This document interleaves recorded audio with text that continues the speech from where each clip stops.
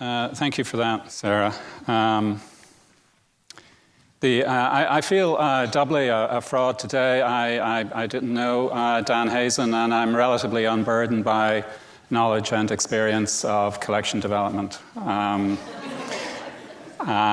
However, as my colleagues will tell you, this is not an unusual situation for me to find myself in. One of my colleagues, Merrily Prophet, found this quote for me, which talks about South America, which has already been mentioned, and I thought it was quite nice. Have you all read it? So this apparently is the famous Harvard sex and drugs collection, apparently.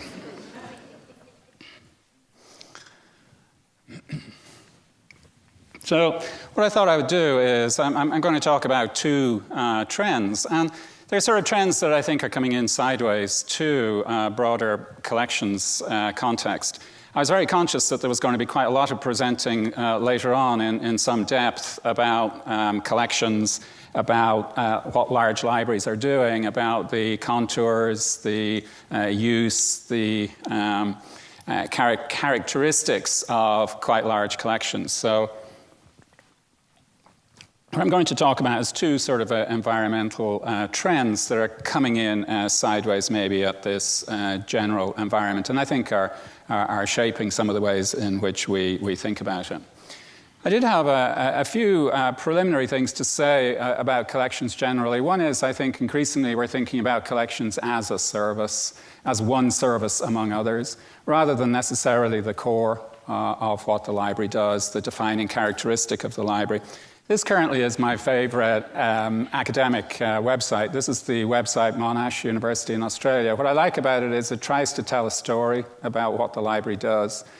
It tries to focus on how the library adds value to what the university does and how the library is aligned with the university mission. So it spends some time talking about library as place. It spends some time talking about student success and what the library can do. And then it spends some time talking about research support, creation, the research process. And then among those, it talks about collections, and it says what it does with collections, why it collects particular things. But I think increasingly we think about collections rather than the defining characteristic of libraries, the core of libraries. Collections are a service among other services. Second thing to say is I think that we sometimes still have a slightly old-fashioned view of technology as these artifacts in the environment that affect things or that we manage or that we move, whereas increasingly the experience over the last few years that really the environment we're in, the technology that we use shapes our behaviors, and then our behaviors shapes that technology in turn. So in fact, sort of technology is on the inside. A quite simple example, I think, of this, but one which is quite telling. If you just think of reference management, only a few years ago, well, some people still do use cards. Then it moved maybe to a word processor. Then you had specific programs, EndNote and so on, that would do it. Then you move into Mendeley's Otero. This in turn has influenced the way ResearchGate or Google Scholar have developed. So in the space of a few very short years, a sort of solitary activity of note-taking has morphed into social discovery, social networking, expertise, disclosure, networking among researchers. So that the technology has responded to behaviors, and those behaviors have changed as the technology has evolved. And I think we're now in this environment that really has that mutually constitutive, mutually shaping characteristic, entanglement, if you read the sort of practice literature. Next thing to say is I've taken a somewhat elastic view of collections, and I think that's increasingly the case. It goes with the idea that collections are a service among others. So if you have a look at the Purdue library site, on the top what you have is the collections we normally think about. And, I tend to think of those as outside-in collections. Those are the things that we buy, that we license, that we acquire in the world and bring into the institution for people to use. Along the bottom, interestingly, in a sort of quite an organized way, you've got basically institutional repository, special collections, digitized special collections and archives, and then research data management. You know, they have their own platform for research data management. So 3 large classes of inside-out materials, types of things that are institutional assets that are created, owned, specially curated by the institution and relate to the institution's contribution to the broader world of research and scholarship, and which the institution wants to actually share with those. And the dynamic, when you think about discovery or various other things, quite different with those materials. And that emphasis on that management of that inside-out range of materials growing and increasingly important to institutions. And then, interestingly, in the middle, you have some of what I've been calling facilitated collections, resource guides. I'll say something about that in the future, but a way of signposting, orienting students. My son recently began college. I thought I would sit in on a library orientation that he did, and the person doing the orientation began by talking about resource guides, LibGuides. And this was the place that you orient yourself in relation to the world of knowledge, and they spent some time looking at that. And then you have UBorrow there, sort of collective collection, looking out beyond at the, I mean, what a terrible name, Big Ten Academic Alliance collections. Not Purdue, Big Ten Academic Alliance. Okay. The other thing that occurred to me when I was thinking about this is that increasingly we're going to see institutions and the libraries that serve them perhaps more focused on their particular missions, that we will have institutions that are very clearly research-oriented and are served by research libraries. We'll have institutions that are much more clearly focused on sort of broad learning or teaching, and need libraries that are focused on those. I think, and that will sort of sharpen maybe the way we think about libraries and talk about libraries, because the differences between different types of libraries may become more clear. And what that means also, I think, is that the particular responsibilities that libraries undertake may also change or shift. So many of the people in this room coming from libraries who recognize, for example, a responsibility to the scholarly record, which may not be recognized by other libraries increasingly, just as an example. I thought I'd put up a couple of slides just because it's Harvard, a lot of people in the room from Borrow Direct. This is a picture I quite like. Constance Malpass, who's in the audience, did this with our colleague Brian Lavoie. The reason I like it is that it sort of turns this big ocean of collections into more of a reservoir. It's something that can be managed, something you can get your hands around. This takes Richard Florida's mega regions in the US and then maps to those mega regions the collections, the library collections, all the library collections in those regions. And what it shows, not unnaturally, is that library collections cluster in Richard Florida's mega regions. The reason they do that is that that's where economic activity clusters, financial activity, population, and so on. If you do a map of beer and wine consumption in the US, it clusters in these areas as well. The yellow piece over here, those are the collections that are not in a mega region, and it's quite interesting. The clustering that there is. If you think about Borrow Direct, all of the Borrow Direct libraries are in mega region. Even Cornell, which might seem quite isolated, is in Torbuff, Chester. They have these nice names. Chicago's in Chai Pits, Duke in Charlanta, and then Borrow Direct clearly is in Boswash, which is where we are at the moment. If you think about the the Boswash collection in terms of individual titles, that has in the order of 26 million titles, and Borrow Direct actually has about 2/3 of those. The contribution of the non-Boswash Borrow Direct libraries then to the Borrow Direct total is about 1.4 million. So they add 1.4 million titles that are not in Boswash.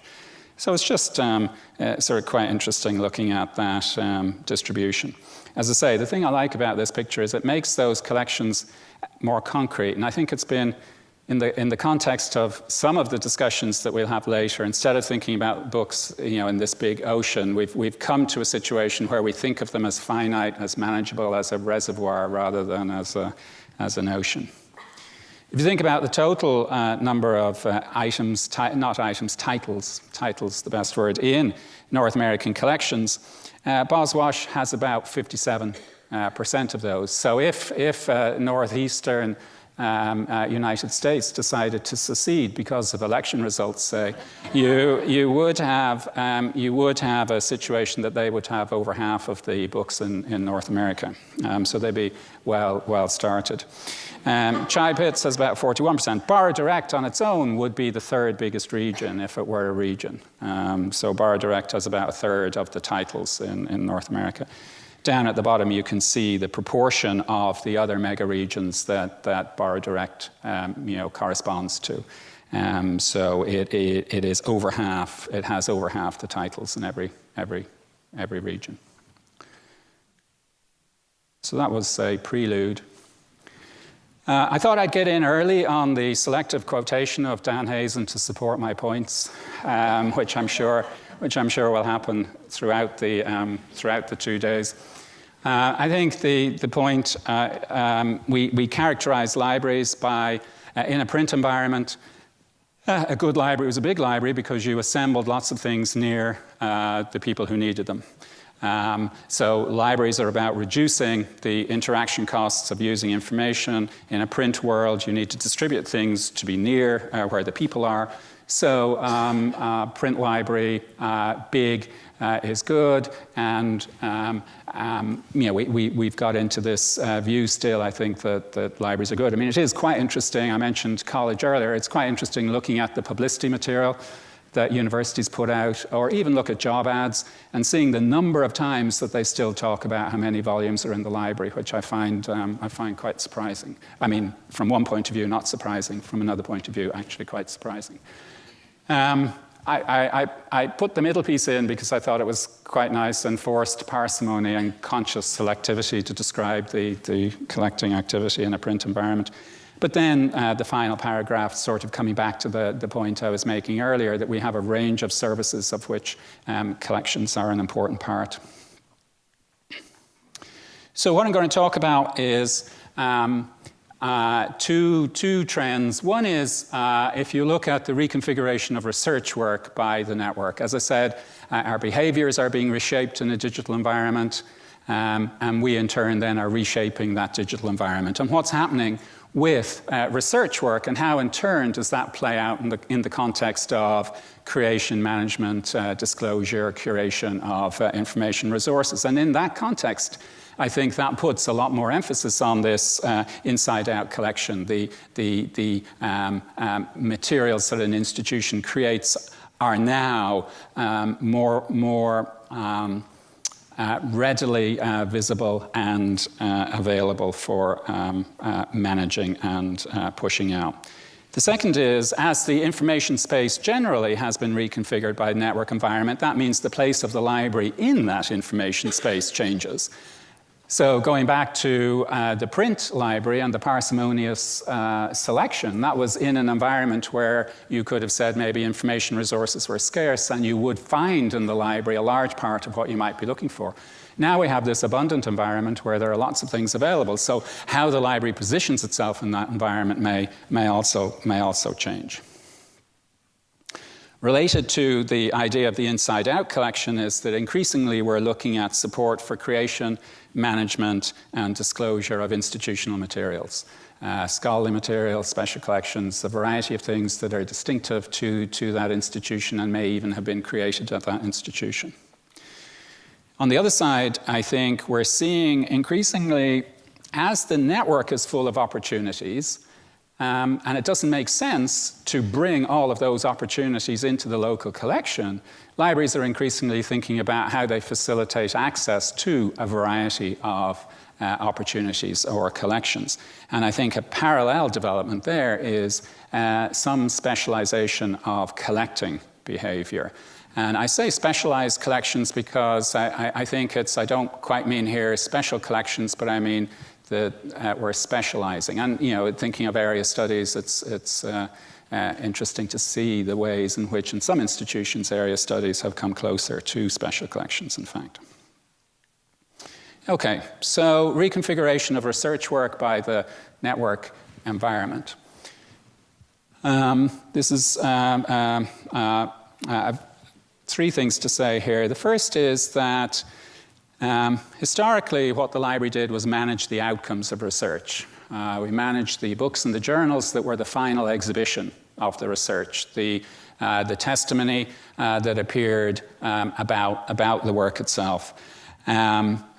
However, in a digital environment, increasingly there are intermediate outputs that are also of interest. So you've got methods, you've got workflows, you have research data, you potentially have preprints, you have working papers or other discussions. You have a whole range of things that are part of the process of research that generate outputs that now people are interested in collecting and disclosing, maybe driven by particular mandates or also because they are of interest and they are intrinsic to the research process. People want to share them. From a science process, we've focused on open access. People have an interest in research data. If people have an interest in research data, they have an interest in the computational environments which created them, in the software which created them, in the workflows which manage them. So we have a range of outputs that really relate to the process. And that's because this process is now increasingly happening in a networked environment, generating these outputs that we want to capture, that we want to share, that are part and parcel of the way in which science and other subjects are now conducting their work. At the same time, you have a range of what's called here aftermath. There may be discussion, revisions, repurposing, reusing of those materials. So we have a much richer scholarly communication apparatus. We're not just focused on those books and journals, which are the final exhibition of the work. We have a variety of intermediate outputs. And you can see what's happened is that we also have a variety of services that have grown up around this. MethodsX is Elsevier Journal for publishing or updating methods. My Experiment is a UK service which aggregates computational workflows. Apache Taverna is a scientific workflow manager. There are a variety of these. Figshare, people will be familiar with for managing research data. GitHub, increasingly used by the scientific community for research and for software, relating to particular experiments or other work, Dryad, and so on. So a whole range of services. Some very familiar to us, some less familiar to us, some used by researchers and others maybe without reference to the library.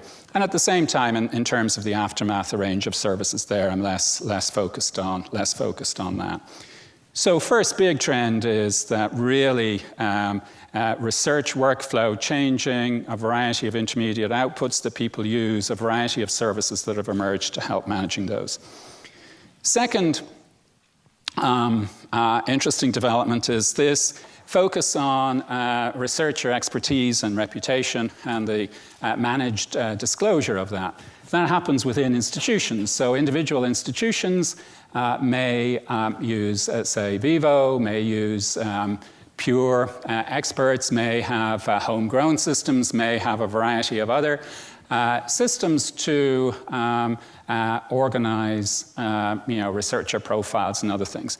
At the same time, though, growing number of researchers, BPress, growing number of researchers are using ResearchGate. They're managing their profile on Google Scholar.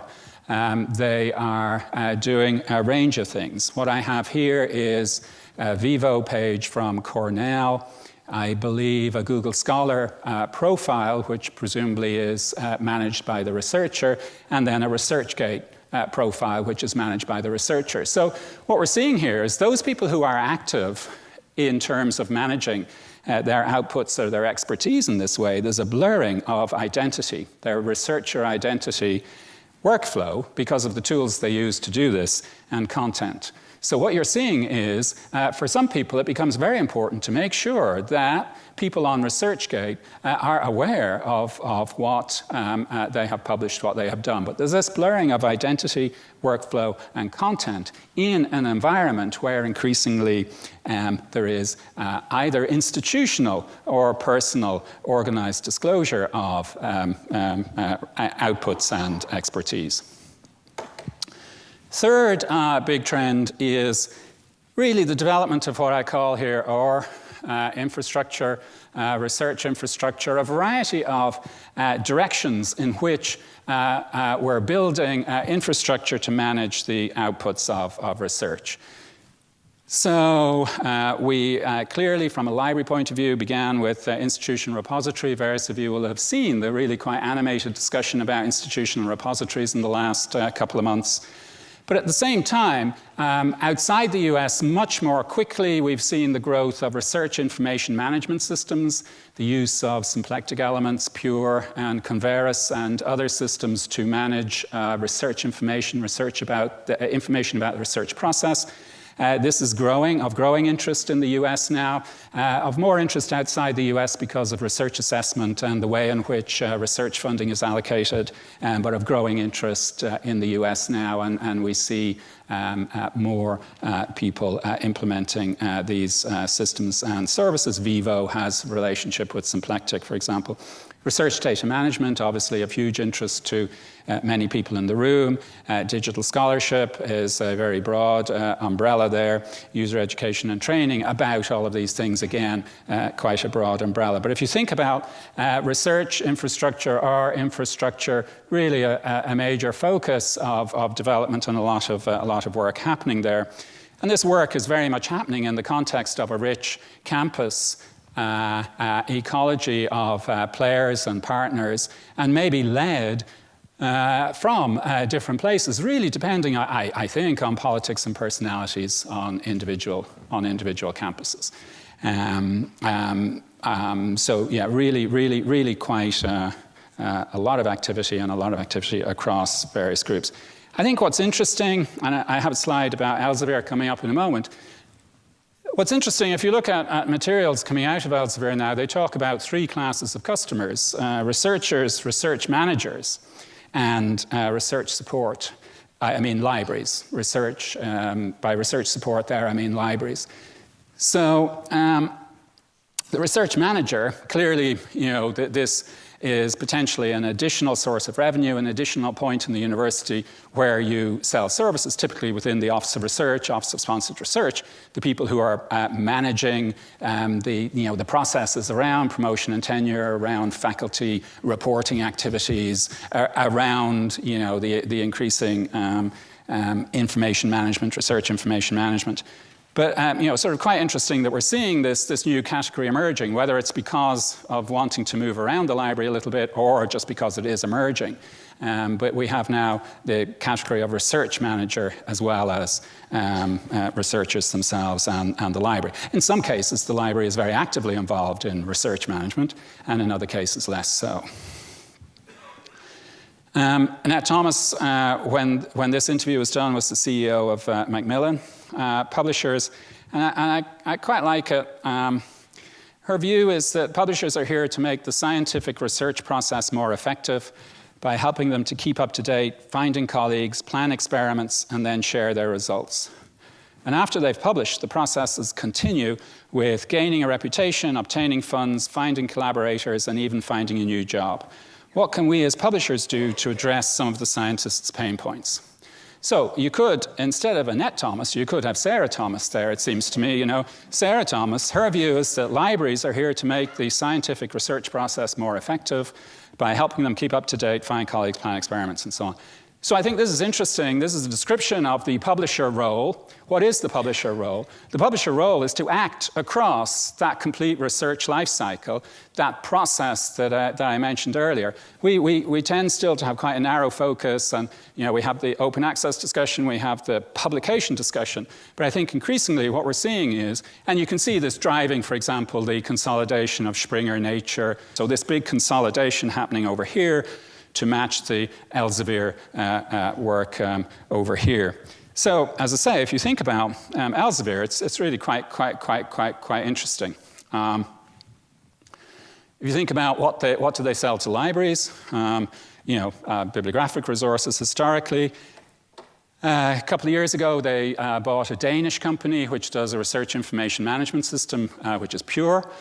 So Pure is now widely used outside the US. I can't remember how many some large proportion of UK universities have Pure to manage the information around the research process. And that creates then what's the relationship between that and the institution repository. Clearly, on many of your campuses, the Office of Research, in conjunction with the library or through the library, sometimes will have a SciVal or other subscription in terms of looking at recruitment, looking at performance, looking at... So from a research manager point of view, Elsevier clearly positioning itself to offer services here that help in that way. You've got the librarian. And then at the same time, as you had the push into the back office, the push into the research management area, you have a push into the researcher space. And you had, some high-profile acquisitions there. You had Mendeley. Mendeley now offers... Mendeley is becoming the hub for a variety of researcher-oriented services. You've probably seen Mendeley Stats, which gives this dashboard into your own research activity. Clearly, the recent acquisition of SSRN, very discussed. They've introduced a data search service to search for research data. And recently, they bought HiveBench, which is a lab notebook product. So I think what you can see here is, moving across that process that I said, the whole research life cycle. A publisher's job is to make research more productive. It's not just to publish stuff. What's the library's job? Last thing here, I think thinking about inside out, special collections, the resources of the institution that it has acquired over the years that are very distinctive or unique are also coming into perspective here in a stronger way. This is quite a nice example from Davis. Davis is very strong in wine.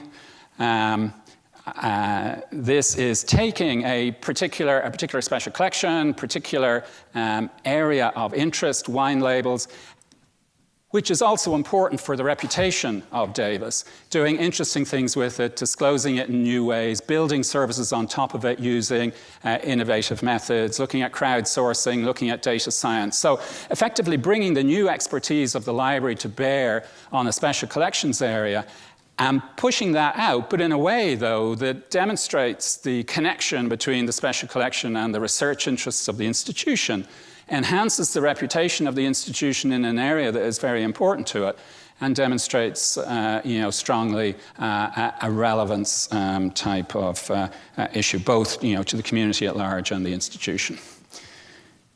So that's sort of talking about the reconfiguration of research work by the network or by the digital environment. So that means increasingly there's a need for support for the creation, management, and disclosure of institutional assets. This, I think, puts a focus on the idea of the inside-out collection. How do we take our resources? How do we push them out? How do we syndicate them?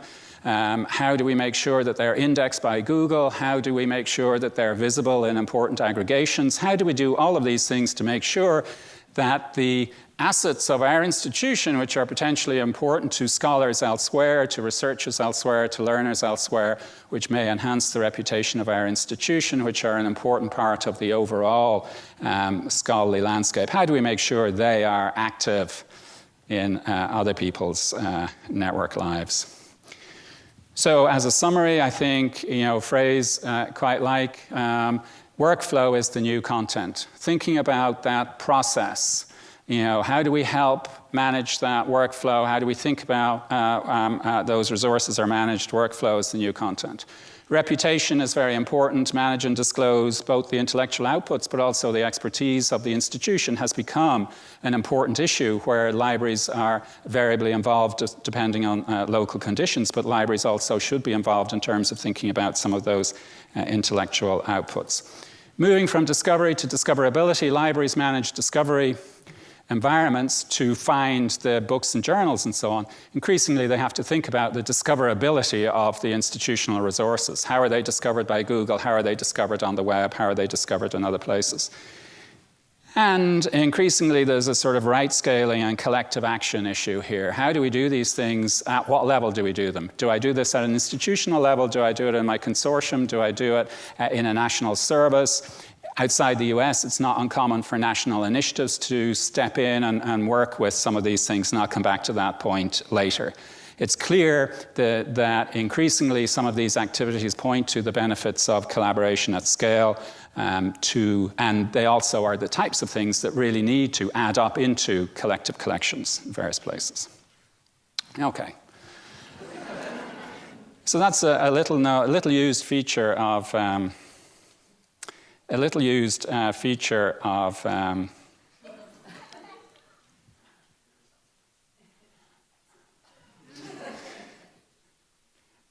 enough of that. So the other trend I was saying is basically the information space that we occupy has been reconfigured by the network, and this also has an implication for collections. And I don't really need to talk about this, but this is just a set of examples of places and ways in which people now use a variety of resources to get their work done, get research done, get learning done.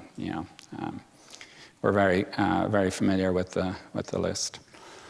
I think one thing really quite interesting over the last few years has been the enormous growth in LibGuides, research guides, resource guides generally, and obviously LibGuides, primary supplier. And I think this is a signal that there is so much of interest out there that goes beyond the local collections, that people have to think about how to provide access to those, and as in this case, sometimes coupled with the expertise of the library, that the expertise of the librarian, the expertise of the library is helping you solve your problem. It's not just interpreting the local collection. It's connecting you with what you need to do. It's helping you solve your problem, not just interpreting the local collection. So, I mean, if you step back and look at how quickly and how pervasively research guides have become used, that's not a comment about how effective they are, how useful they are, how well designed they are, whatever. But just look at the speed and extent to which they have become used. I think it's a signal that we want to connect people with all of these things, some of which are in our collections. So I think in terms of thinking about the move, what called facilitated collection, we very much, in a print environment, and as the Hazen quote said earlier, the value relates to the locally assembled collection, and then having a big collection is better. And we, even though a large part of what we do is licensed, there was still a focus on that owned collection, the purchased and the physically stored, and that really defined the library, and we defined processes and structures around that. If we think about more of a network environment and think about a network logic, so the print logic is you distribute print to lots of places, and then the places with lots of print are good because you can satisfy more of your requirements there. Network logic, the value relates to efficiently meeting a variety of research and learning needs. The value doesn't relate to the size of the assembled collection, it's can you efficiently meet a variety of research and learning needs. So more of a network logic, a coordinated mix of local, external, and collaborative services are assembled around user needs. And if you think about the way in which services have developed, we had an own collection, then we had a big investment in the borrowed collection, a big focus on resource sharing, shipping things around, maybe marginal to the own collection, but nevertheless important. Then obviously, big move into the license collection, big shift of attention, big move into the license collection, and I think there'll be some numbers later just about how investment breaks down and traffic breaks down across these things. I think the demand-driven collection has been quite interesting, and it's sort of a subtle change which goes with what I was saying earlier about discovery. If you think about historically the catalogue, we'll say, in the print library, the collection drove the catalogue, the collection drove discovery. As we move to a demand-driven environment, discovery drives the collection. So there's been that inversion, and I think that goes with this, sort of network. People find things and then they want to get them rather than the other way around. So discovery has become very important, and discovery really has exposed to us how, because people discover elsewhere. Discovery happens elsewhere. People are finding things elsewhere. So how do you cope with that? So I think demand-driven partly responds to that. And then, we've seen this move up into the network that, beginning to think about shared print collection, a recognition that if you have a local digital collection, if you're Cambridge and you have Darwin and Newton, maybe there's some gravitational attraction. People will go and look at Darwin and Newton. But if you're somebody else, you really want your stuff in DPLA, or you want your stuff in a hub that people go to, or you want your stuff in Google. So big interest in shared digital collection. And then we're seeing the evolving scholarly record. You have things like, Share. You have a variety of aggregations of e-prints, of scholarly materials, and so on. So a variety of collective collections, shared collections are emerging. So I think gradually we've seen this shift in attention from the owned collection to the facilitated collection. The owned collection and the licensed collection obviously still very important from the point of view of attention and staff time. From the point of view of use and users, I think maybe interesting to see the move. Then alongside that, and this goes back to what I was saying about resource guides, you have what I call here the external collection, pointing researchers at Google Scholar. I mean, I don't know how many people here have a link to Google Scholar on their discovery system. Putting freely available ebooks in the catalog. Creating resource guides for web resources. So a lot of activity here into doing these things. Now, going back to what I said about collections being elastic, a lot of people would only see the stuff on the left as collections activity. From a user point of view, though, the whole spread is sort of, it's what we're looking for. It's the stuff we want. So the second trend, reconfiguring information space by the network environment. That means that there's a growing interest in providing access, facilitating access to a variety of resources that respond to user, researcher, and learner needs.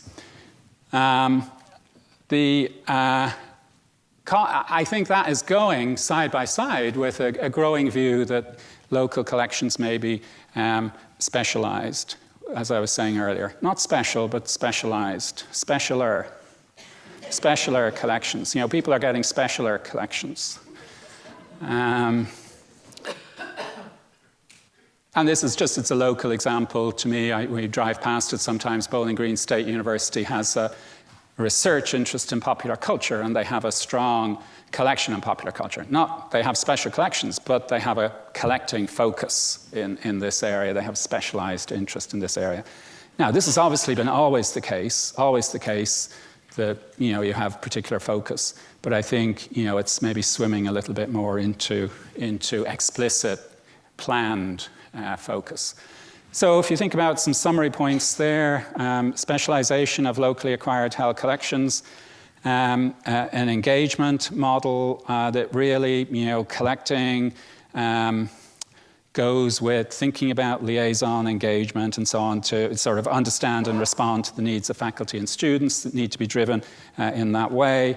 Does create issues. We end up with a diffuse responsibility for stewardship of the scholarly record when it moves out of these local environments, and that's quite a complicated topic that I don't really talk about here. And then we also run into this right scaling and collective action discussion. Once you move away from the institution, you get into a collective action discussion. What's the right scale for things to happen at? And as I say, you can see things happening at institutional level, collectively in a consortium or group, potentially a third party providing things. And again, there's a desire or a need to collaborate at scale around some of these things. If you think about the collective collections, the shared collections, how do we create shared print collections, shared digital collections, shared scholarly record, shared scholarly record collections.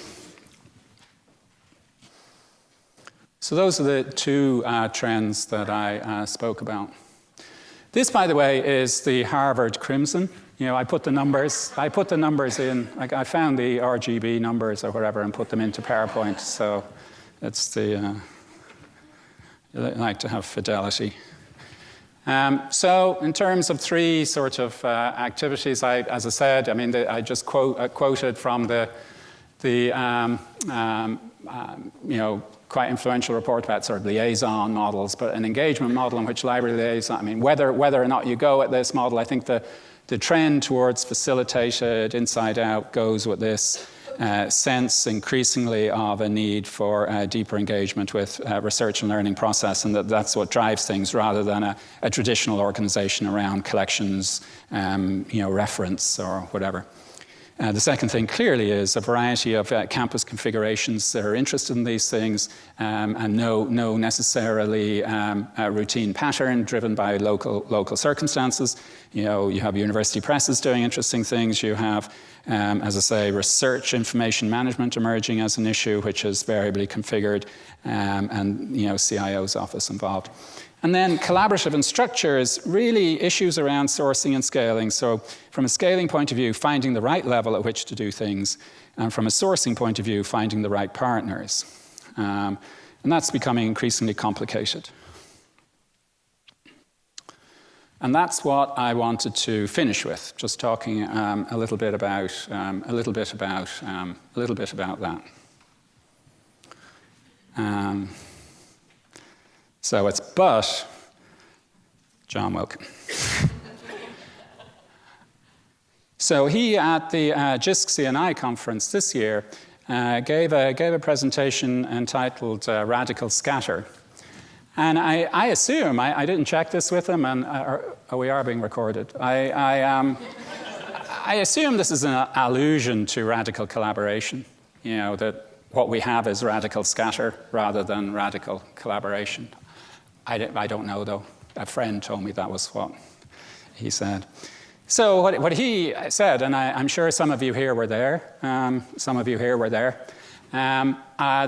despite a certain amount of positive lessons from antitrust, urgencies of serving constituencies, financial pressures, that a shared infrastructure for doing a variety of these things hadn't emerged in the US. In some other environments, you have some shared infrastructure that comes from a national organization of some sort. But he's saying that a shared infrastructure has not emerged. And he says it's worth pondering the question of why we've not organized ourselves for scale, impact, and efficiency. So he's saying, despite all the discussion about scale over the last few years, what he argues is a variety of the initiatives we've seen emerge, whether share, deepen, a variety of things, they haven't taken effort out of local institutions because institutions are still redundant. They're doing the same thing at an institutional level as is happening at the national level. So if you think about collective collection from the point of view of these types of activities, you have a whole range of activities going on there. Borrow collection, clearly you have a range of consortial borrowing activities. People then use sort of more general OCLC network as a backup to that. You can imagine stacking those consortial borrowing systems in various ways. Shared print, huge amount of activity here. But what you have is a variety of regional initiatives. Do they need to be coordinated or not? I think you hear people argue both ways. One of the issues is that you're seeing different policy frameworks being put in these emerging regional arrangements, which may cause difficulties later.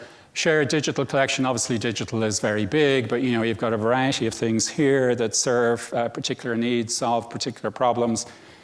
Evolving scholarly record, again, you have a variety of areas.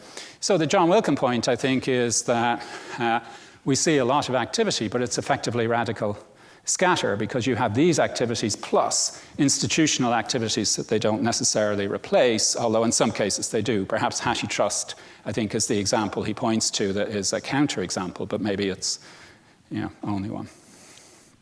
So if you think about individual institutions, if you think about shared print, for example, I was in Boston College this morning looking at their collection of religious statues. And from a shared print point of view, they participate in East. may participate in HashiTrust, may do other things. Ohio State participates in OhioLink, participates in Big Ten, participates in HashiTrust. So that's what I mean by right scaling. It's right scaling is about finding the optimum level at which you do things. We have a very rich consortial structure in the US, which is quite interesting. Some of those are suboptimal, but consortial activity is really about trying to right scale an activity, trying to find the right level at which to do it. So it's a sort of evolving question, how this activity is going to settle down, or what agreements need to happen between things. If you think about research data management, quite interesting. Wageningen, Dutch University, is a member of 4TU, Center for Research Data, which used to be 3TU until recently, and then I think they joined. So it's almost as extensible a name as Too Cool. If a fifth one joins, are there going to be 5TU? I don't know, but they might do stuff locally. They belong to this consortium of 4 technical universities that look at research data management. And then DANS is National Dutch Infrastructure for Research Data Management, so national. University of Toronto has a local service within Ontario, participate in Scholars Portal, Dataverse, and then Portage, the Carl-managed national Canadian service. So what we have is, as we're emerging into this more shared cooperative space, we have sort of emerging consortial activity, some discussion, lack of clearness yet about where that, what the right level for that activity is. And I just put there for completeness that at the same time, people have, other, individual scholars may go to particular services. You have emerging commercial services that offer individual and institutional things. So the landscape is, scatter characterizes the landscape. So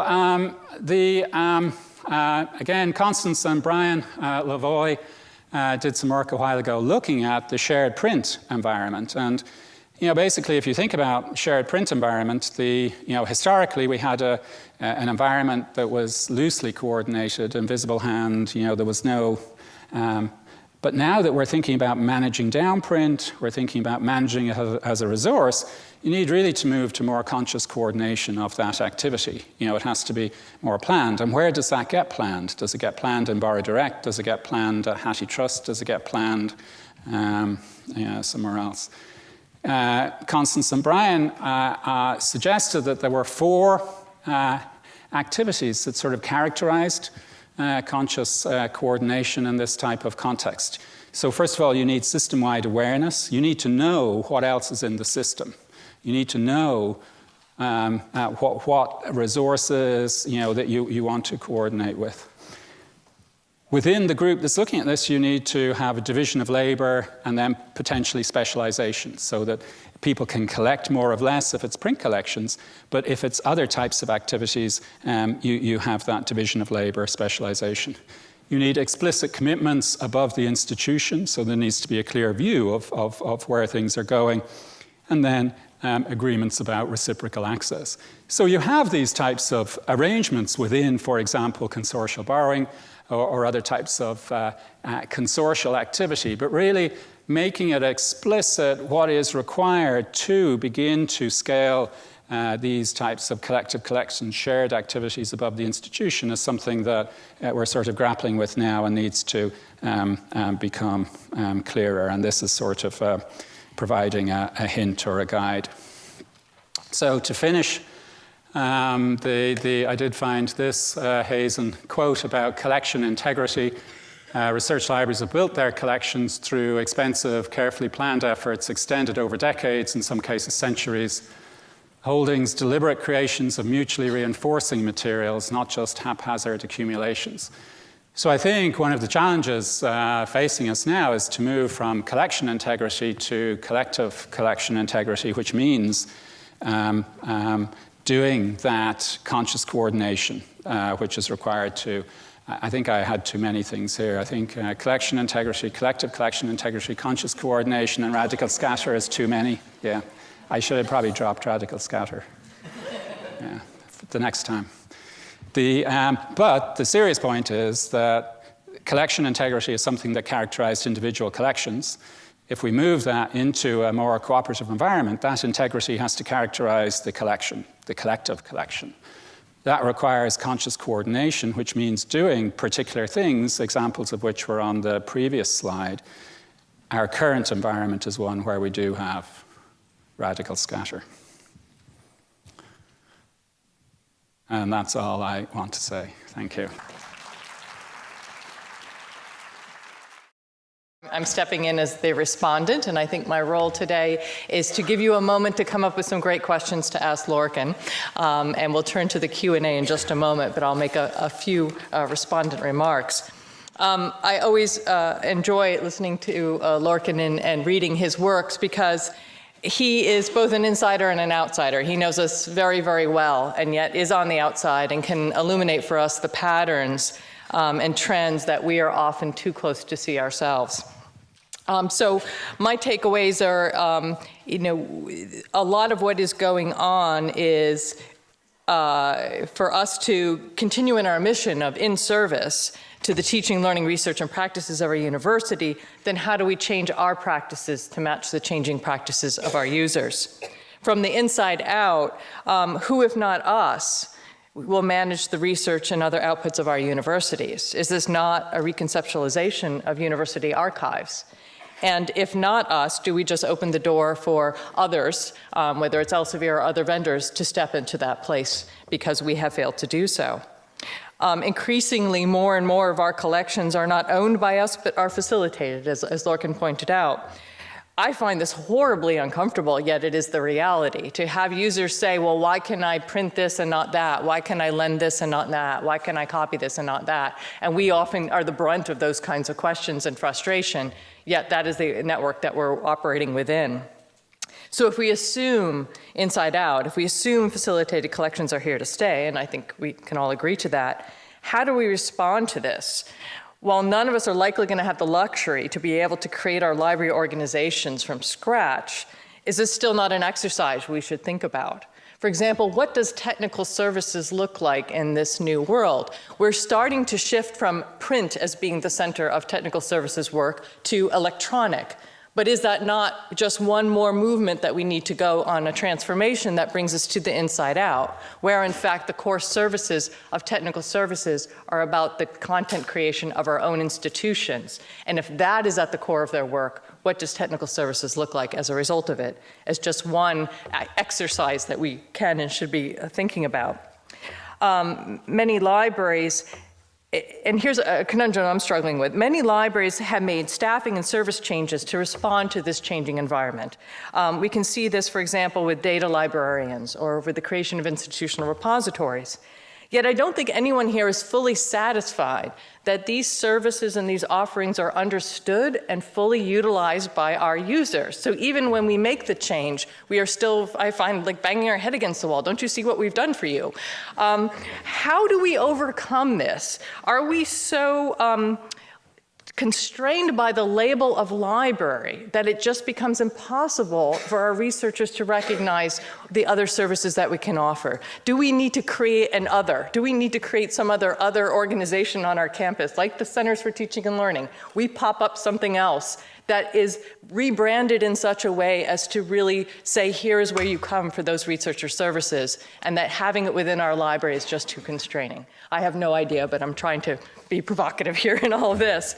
So while this conference focuses on the transformation of academic library collections, I think Lorcan's talk helps to remind us that the transformation of collection development must be accompanied by and a response to the undeniable forces that are changing scholarly communication, that are changing research practices, and that are changing higher education. And that is really the environment that we're working in. And so I want to thank Lorcan for giving us that broader perspective as we then start to narrow in and talk about transformations in collection development.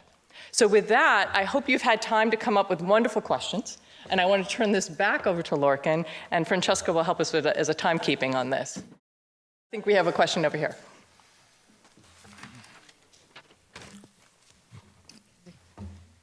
Hi, Lorcan. Hey, Mackenzie. So I was at John Questions Wilkins. from anybody except Mackenzie. I think that was the Oh, yeah, sure. Mackenzie Smith from UC Davis. So I was at John Wilkins' presentation about radical scatter, and I thought, you know, it was a very passionate speech he gave about that. And I wondered if you would speculate a little bit about why that is happening in this country in particular, when it's, you know, so much easier, we hear, in other parts of the world to get our act together. So why do you think that's such a problem in the U.S.? Well, I don't actually think it's a lot easier in other parts of the world. As people in the room know, I used to work for JISC in the UK.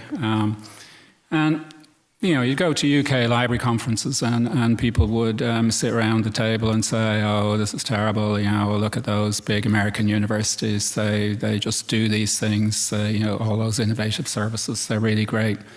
And then I moved to the US and, you know, you'd have people saying, oh, if we were in Europe, you know, they would just create it at the national level and, you know, be okay. So I don't really think it is the case. What you have outside the US is you do have a variety of national approaches. So if you think about research data management, you have DANS in the Netherlands, you have something ANS in Australia, which at least gives you, you know, then they have a search service associated with it. You do have some. But for many of the things we're talking about, national infrastructures don't really make a lot of sense. They do potentially as part of some bigger overarching thing. So I think what you have is in some cases, a national solution as an intermediate step towards what's really needed, and people see the national solution and imagine that's what's needed, whereas a national solution isn't the full solution. I think it is the problem of it's the problem of collective action, that when you are focused on your institution and your incentives tend to be local and you're managed locally, it's very difficult to create collectively managed, collaboratively sourced services. And I think that is just institution building is difficult like that. And you know, we obviously have some examples of institutions that have been created, and you know, I think it's a difficult activity. I think as well, maybe people haven't adjusted to the idea that to do this does require some transfer of resources, transfer of control, you know, those types of things. So I think it's to do with those difficulties around architecting new institutional arrangements. Other questions? And I do think that's why, I mean, it is, you know, I mentioned Borrow Direct a couple of times. I think one of the principal values of consortia is the trust that has been developed that allows institution building to happen more easily than in certain other contexts. But in some cases, that's not the right level, you know, for something to happen. Yeah.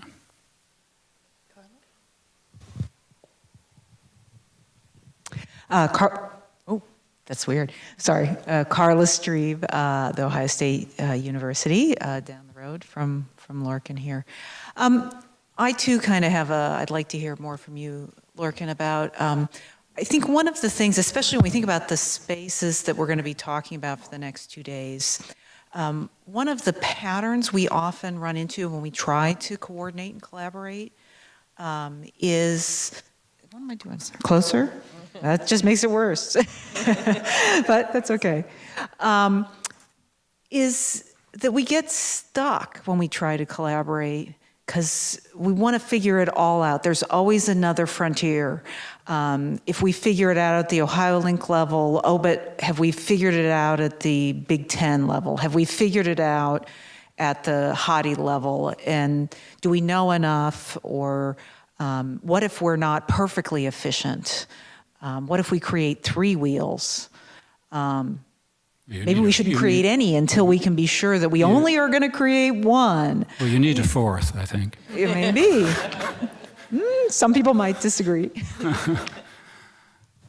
Yeah. What's that a question? I think, there's collaborative sourcing, there's also third party. I think, perhaps need to get more instrumental in terms of some of the organizations that you do have that do things, or some of the vendors that provide things. I mean, in that context, something like Figshare is quite interesting, or Pure. So a large number of organizations beginning to use Pure, various of them concerned that, we're giving even more data now to Elsevier. So what are the nature of the agreements that one makes around these things alongside? The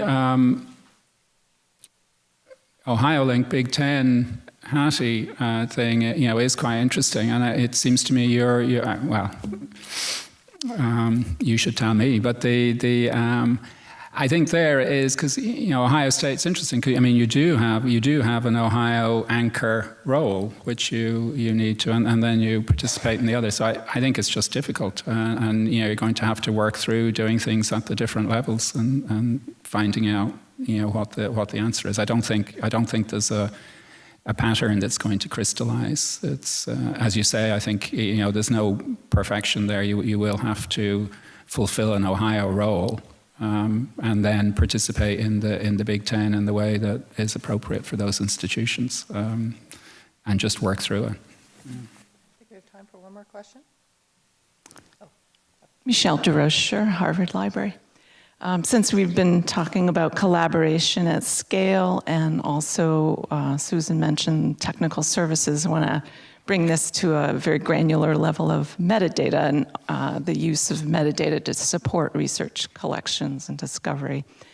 To what extent do you think our technologies can help us transcend the barriers around language and script that keep us from really utilizing the work of national libraries across the countries of the globe, rather than recreating all of this metadata in different languages? I think that was for you, Susan. No.